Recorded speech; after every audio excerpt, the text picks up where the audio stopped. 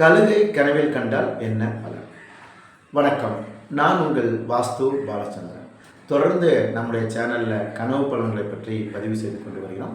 அந்த வரிசையில் இன்றைய தலைப்பு கழுகை கனவில் கண்டால் என்ன பலன். நம்முடைய சேனலை இதுவரைக்கும் சப்ஸ்கிரைப் பண்ணாத நண்பர்கள் சப்ஸ்கிரைப் செய்து கொள்ளுங்கள். அதாவது உங்கள் கனவில் கழுகு வந்ததுன்னா நீங்கள் நீண்ட தூர பயணங்களை தவிர்த்து கொள்வது நல்லது. ஒரு 2 வீலரில் நீண்ட தூர பயணம் செய்யலாம், அல்லது காரில் நீண்ட தூர பயணங்கள் செய்யலாம். இது எல்லாவற்றையும் தவிர்த்து கொள்வது மிகவும் நல்லது.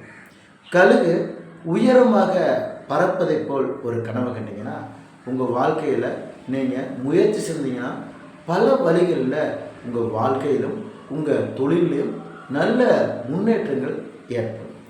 கழுகு உங்கள் தோள் மேலே உட்காருவது போல் ஒரு கனவு கண்டாலும் சரி, அல்லது கை மேலே உட்காருவது போல் ஒரு கனவு கண்டாலும் சரி, அது நல்ல கனவு தான்.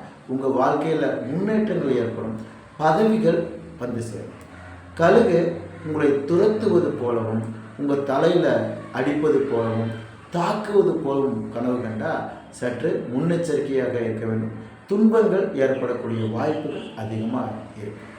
கழுகு கூண்ட நீங்கள் கனவுல கண்டீங்கன்னா நண்பர்கள் உறவினருடைய ஒத்துழைப்பு, அவருடைய ஆதரவு உங்களுக்கு அதிகமாக இருக்கும்.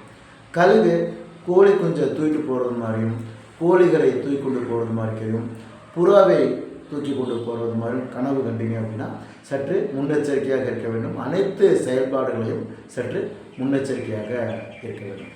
கழுகு இறந்து கிடப்பது போல் கனவு கண்டாலும் அதுவும் சிறப்பில்லாத ஒரு கனவு.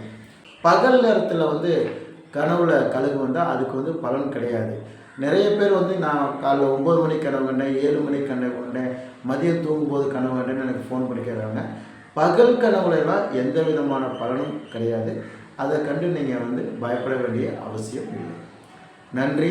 வாழ்க வளமுடன்.